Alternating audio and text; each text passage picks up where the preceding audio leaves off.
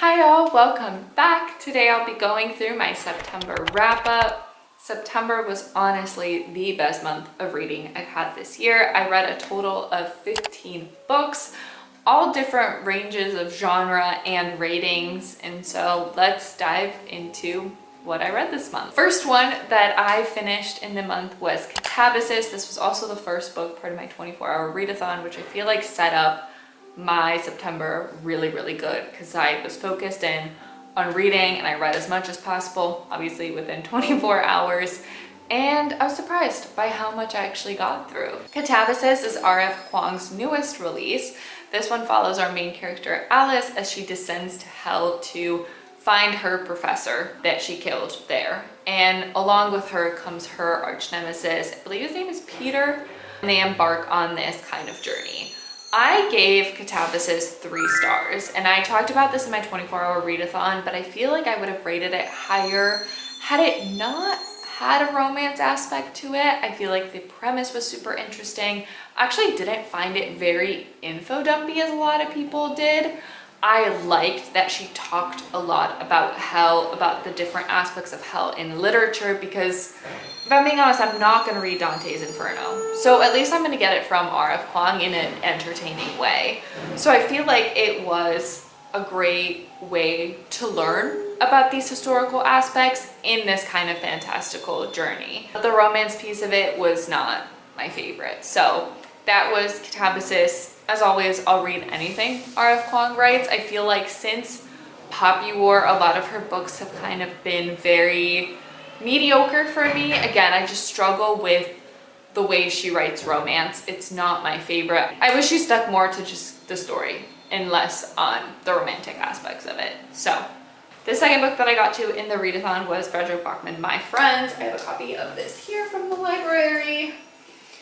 This book is just so good. I think anything that Frederick Bachman writes, I will absolutely eat up. I am working through the backlist of all of his book. This one is the newest release, set in summer. I feel like this was perfect to kind of start September off with and kind of ease into the fall mood. This follows our main character, what's her name? Louisa, yes. Louisa and her kind of fascination with this one painting of 4 friends sitting on a dock overlooking a lake, and what embarks is kind of this journey of Louisa finding more about the kids in the painting. And so it's told in 2 perspectives. It's told in Louisa's perspective in the present, and then also in the past of these boys' life. It was amazing. As always, he can do no wrong. I loved the emotional aspect of it. It obviously makes you cry like any book of his, and it also just has really good humor as well. I ended up giving this one 4.5 stars. The reason I docked it just a little bit was because it had a lot of quotes. I feel like a lot of the characters were just regurgitating quotes that they know from, movies or poetry or books, and personally that's just a pet peeve of mine. I don't like when books do that. It's fine if it's like once or twice, but if characters constantly do it, then like it's just annoying to me. I don't know anyone in my life that just regurgitates quotes all the time. Again, a pet peeve of mine, so that's the only reason that I docked it half a point. But otherwise, highly recommend this book if you haven't read it, which I feel like a lot of people love Frederick Bachman, so again, highly recommend. The next book that I have is Fearful. This is Lauren Roberts' novella set with Kit and Mara, the personification of death. Like I said in my 24-hour readathon, I don't think anyone was asking for this. I certainly wasn't, and I feel like she should stop writing books in these series. It just feels like a money grab right now. I am so sick of the stories. Powerless was so good. It was so trashy, but so good in my heart of hearts that I loved it, and then the series just took like a downturn. This novella is just a waste of paper, in my opinion. She focused on a different couple as well, and without spoiling too much or saying who, it just seemed pointless. And then I think the worst part of it was at the end she alluded to the story continuing, which again, who was asking for this? Not me. So that was Fearful. I think I gave it half a star.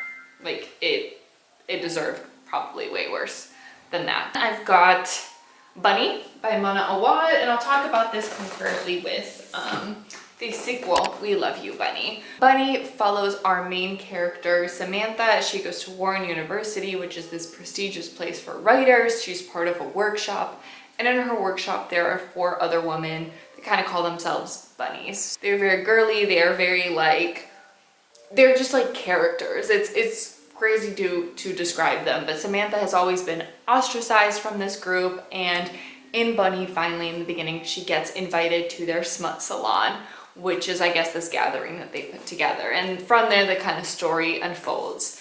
It was very boring in the beginning, like the first 30% before anything happens, you're kind of like, what is the point of this? It's not really a horror, it's not really spooky, but then at the 30% mark, something happens and it gets so good.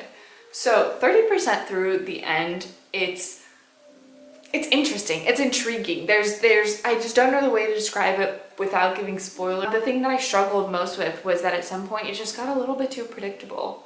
I could tell where the ending was going, I could kind of tell what was going on, and so ultimately I think I settled on like 3.5 stars for this. No, 3 stars for this. I settled on 3 stars for this. I'm glad I finally read it because it's been on my TBR for so long. Would I recommend it? Maybe. On the other hand, We Love You, Bunny was the sequel slash prequel. So the premise of this one is basically it follows the events of the first book as the bunnies kind of tell their tale as they see it, because this book is told through Samantha instead. You get a lot of unreliable narrators, and in We Love You, Bunny, I loved the beginning with the bunnies. I think they're such entertaining characters. The audiobook is so goofy to listen to. I just love the different voices and the way that they're like personified in the audiobook. And then after that, you get a new character introduced who is just so boring. And We Love You, Bunny was like 400 or 500 pages long. Like, it didn't need to be that long. And so ultimately I gave, I think, We Love You, Bunny like 1 star. So between the 2 of them, I definitely recommend giving Bunny a try if you're like completely fascinated with the story, completely fascinated with the writing, then continue on with We Love You, Bunny. I personally would not recommend the sequel slash prequel. It was just not worth it to me. So those are those 2. I've got Releasing 10 on here. I am a Lizzie hater, and I think I always will be. This one, which it's like the 5th or 6th book at this point in the series, so it's hard to kind of tell, but it basically follows these rugby players and their relationships in high school, which is difficult because it's a young adult book. Like, they're very young, but they deal with such hard emotional subjects. And I feel like in Releasing 10, majority of the book, they're children and they're meeting when they're like 5 or 4 or so. And I just couldn't get past the fact of them being so young and the way that they're talking to each other. They're saying, I love you, I care for you. It read in a way as if they were teenagers, and I just struggled so much with that characterization of them. They didn't read like kids. And then obviously a lot of the emotional aspects of it and the difficult things that were going on, so like check the trigger warnings, were just so overdone in my mind. That was Releasing 10. She hinted at another book for Lizzie and Huey. Huey, in my eyes, was just a wet rag, so I didn't really care for him. He deserves so much better than Lizzie, and Lizzie just pisses me off even more in this book. So no redemption arc for her. I gave it like 0.5 stars. I'd give it 0 if I could. Will I keep reading Chloe Walsh's books? Probably, just to see what happens, and they're so easy to read. Like 99% of them is dialogue, so you could just line by line just skim through them and get the gist of the story. But yeah, that was Releasing 10. The Secret Place by Tana French. This is part of the Dublin Murder Squad, and so basically each book that Tana French writes in a series follows a detective and an investigation that's going on. And what I really like is that they're not as like high stakes, fast paced thriller. It is very much like a character study. So you're looking at this detective. It's going usually back through his past and everything that was going on to make the detective who they are and like why this case is potentially important or so different from the others that they're working on. And up until this point, I really enjoyed this series. I gave most of them like between 3 to 4 stars. This one I gave 2.5 stars to. I feel like I struggled with the case in this one because it's set in a school with like 15-year-olds. And so it shifts in perspective with this detective investigating the case and then the past of when the crime actually occurred, because one of the male students got murdered and the crime was never solved. So it's a cold case that this detective ends up working on.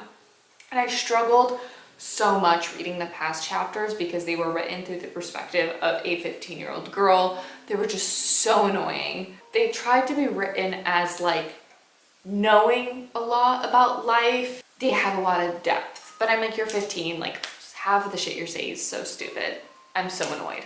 So I hated that a lot of it focused on such a childlike perspective, and then the detective piece of it didn't really focus on his life.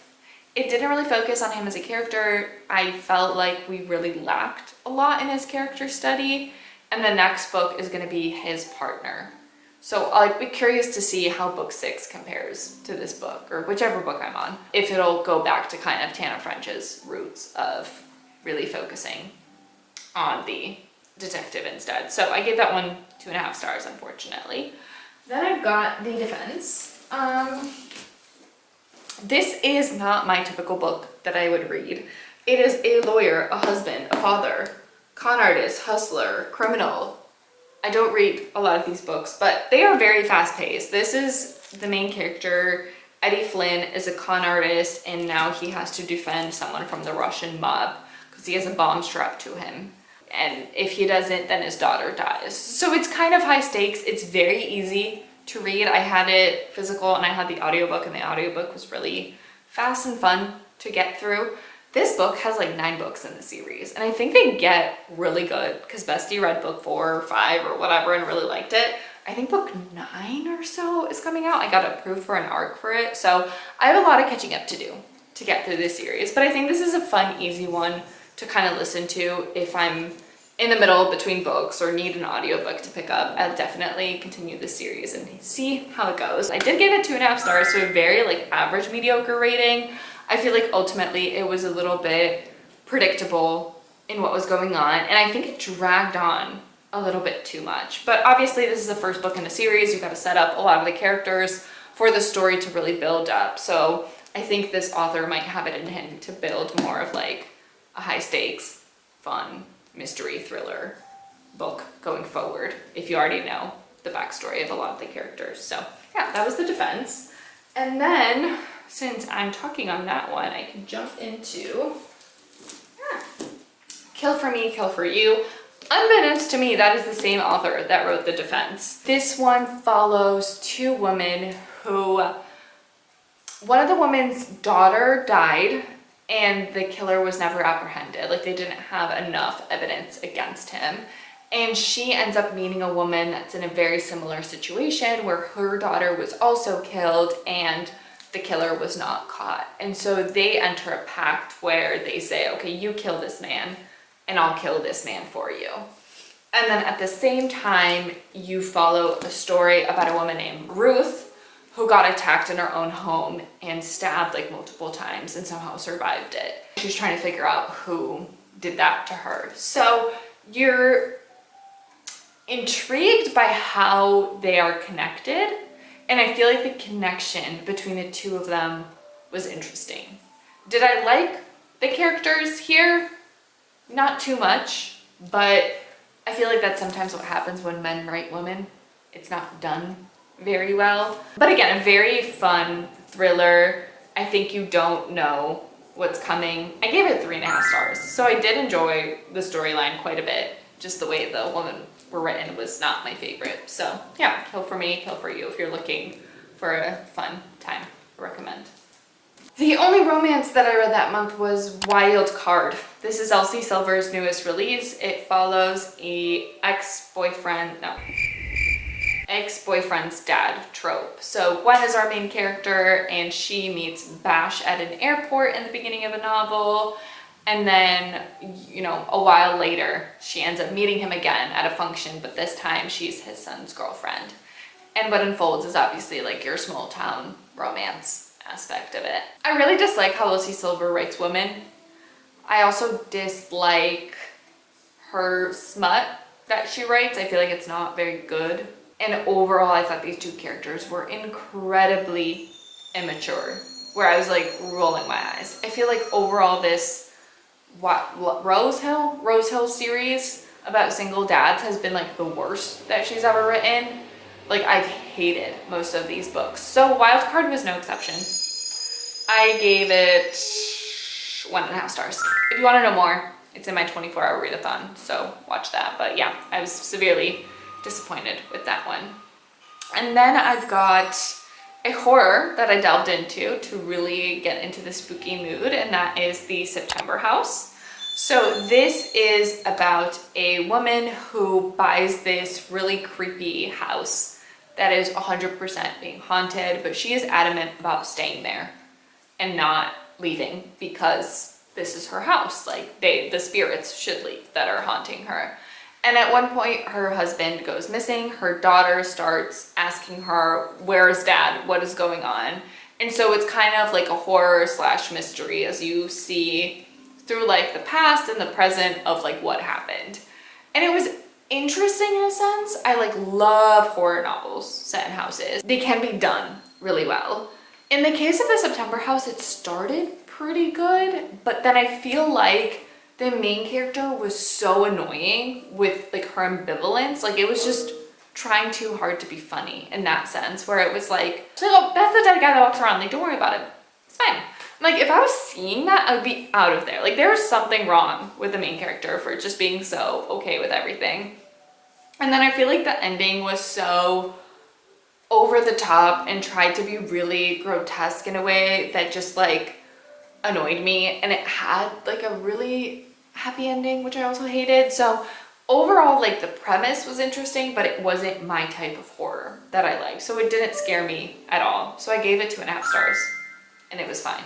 It is what it is. I don't think I'd recommend that one as a horror novel though. I've got a classic that I delved into, which was Dom Cosmoro. This is a famous Brazilian author. Bestie and I, Buddy, read this one, and it follows basically the main character, Dom Cosmoro, as he recounts his life. So he is old now, he is retired, and he writes the story of his life. You meet a lot of different characters. You see like the childhood home that he grew up in, like a lot of what was going on politically / his relations. His mom wants him to be a priest, and he starts to fall in love with his neighbor.